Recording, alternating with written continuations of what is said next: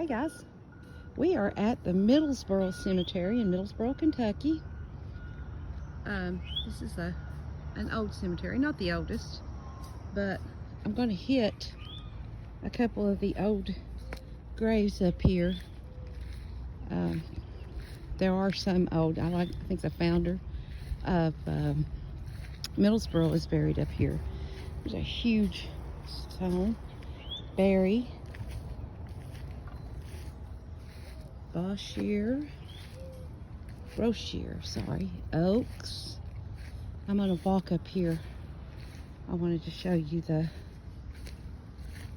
the founder of Middlesboro's tombstone. Maybe hit a couple, maybe. I don't know if I will or not. Yeah, here's an old one. Dr. John Colson Howard. He was born in 1878 and died in 1918. Lieutenant Company H.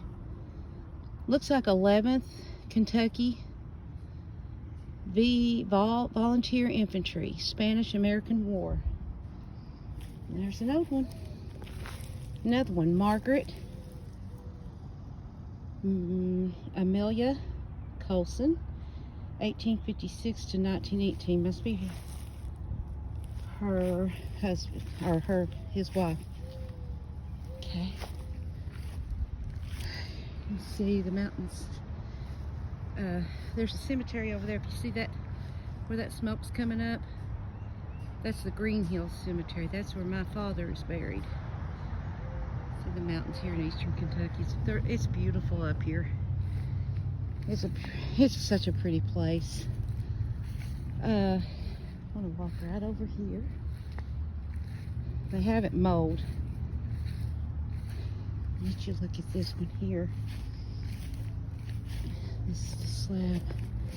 James Madison Colson, member of the 54th Knox County Regiment in War of 1812. So that'd be Knox County, Kentucky, not Tennessee.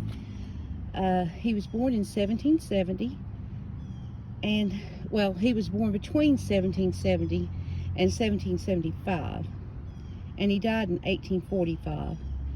His wife Amelia Tinsley Colson is also buried here. She was born between 1794 and 1800 and died in 1845. So I don't know.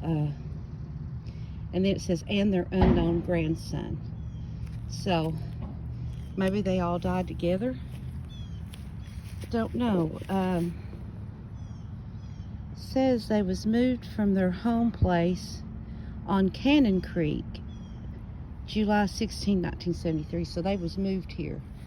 Cannon Creek's just a little north of here. Okay, got here is a big Colson. 1861 to 1904, member of the 54th and 55th Congresses, USA, and colonel of the 4th Kentucky Regiment Volunteer Infantry, USA, the Spanish-American War. Got a nice stone he has. Well deserved, sir. Well deserved. And we got a Mason, W.G. Colson, 1857 to 1921. And here's 1859 to 1890. Margaret Colson. See the draped tombstone there. William. This just says infant son. This is a huge cemetery. This is the Middlesboro Cemetery, but also on the other side, where you see that tree right in the middle of the screen there, that is the Hirsch Cemetery. So we've just noticed they've took the fence down that was dividing these two, so maybe they're going to call it the Middlesboro Hirsch Cemetery, which makes it a lot easier for us because Greg's parents are actually buried right over there. So that way we don't have to walk up a hill or walk so far to get to their grave from here on out. Here is a Cora Sawyers Colson, 1867 to 1913. Now there's a lot more old ones in here. I just wanted to get some of the older ones while I walk over here to the founder, his marker. There's Walker's, Maurice and Estes.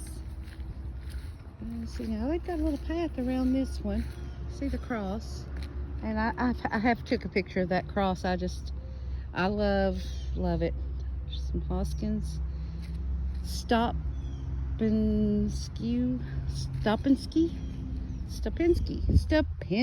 There we go. Sorry, don't want to butcher, but okay. So here is McCullough Arthur, 1850 to 1912, and this is Winstanley Balfour Arthur, infant son, 1899, passed away. And James Allen Arthur, 1875 to 1922. Rhoda Edwards Goodwin, 1833 to 1919. And there's a tree growing around it. But this is the founder of Middlesboro, Alexander Arthur, born in August of 1846, and he died in March, let me get this out of the way, of 1912. And this is his family plot here. I wanted to go to this one too before I walk on around. Save a walk. Okay, this is Reverend Stephen Owsley, the Old Horse Evangelist Methodist minister, 1885 to 1924, a Confederate soldier, 1961 to 1965. See, this is the history you can find in these old cemeteries. This has some writing on it, but it's so weathered that it's gone. On this side is Captain Estelle Owsley, the son of S. and H.E. Owsley. He was born in 1884 and died in 1917. So I assume he was I don't know. He was the captain. And then here's the wife and mother, Harriet Owsley. And you know what? They don't even have her dates at all. But look at that. It looks like books stacked up. Yeah, there's a lot of old ones. There's a Royer, maybe. Royer.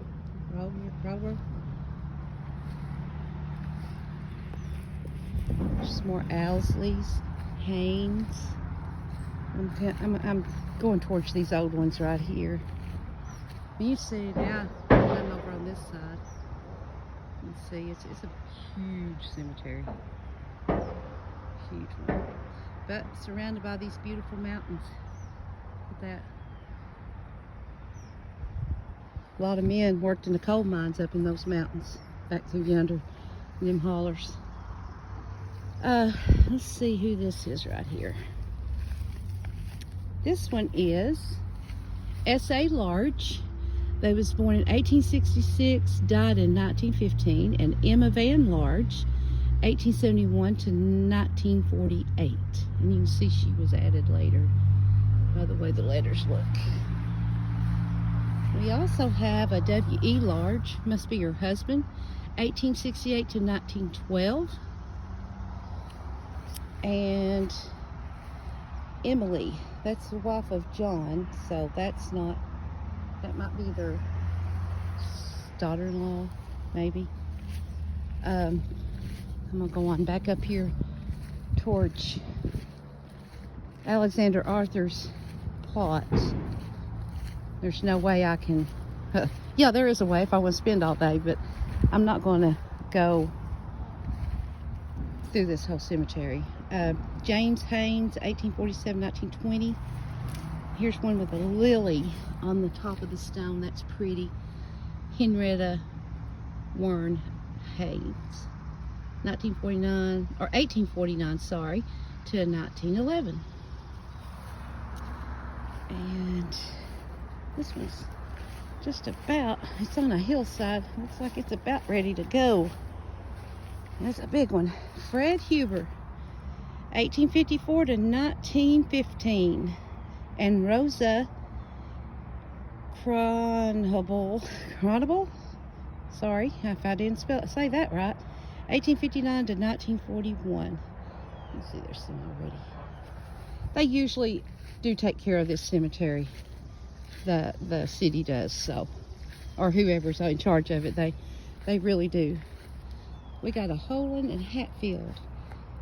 Ralph Clifford Hatfield, 1891-1939, and Susan, what's that, Barnett Hatfield, 1856 to 1926. And here's a Coreyton Messenger Woodbury, 1853 to 1915. And that's the back of Alexander Arthur stone. Nellie Arthur, 1862 to 1955. There's the cross on top of the hill. And this is Quarter Ralston's, 1878 to 1945. Charles Edgar. Ruth Craig. Herbert Markland Ralston. Isabel Radcliffe Ralston. And John Ralston. And there's some more on the other side. I've just not got there. Okay, getting back to the Arthurs. Isabella Sharp, 1843-1915.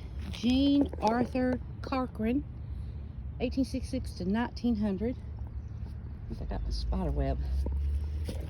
William Spalding Cochran, 1862 to 1935. Robert William, 1900-1947.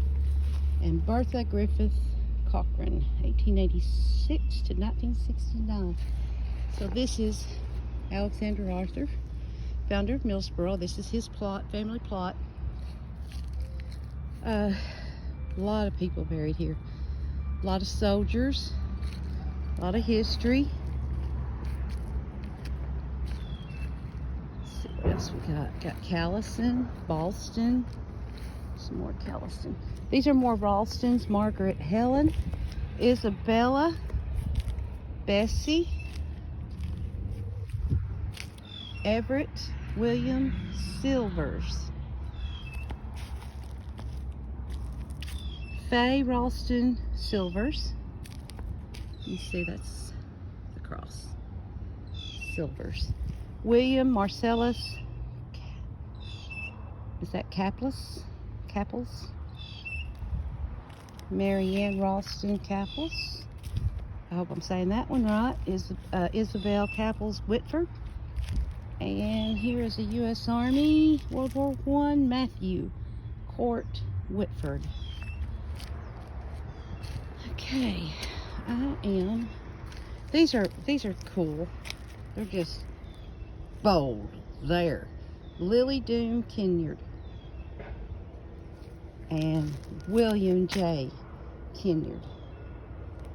No mistaking that grave. They're not very big markers, but the lettering on them really bold. This looks like Callison's. 1914, 1915. Florence, 1885. She was born. James Robbins Callison. He's born 1885. And Loving.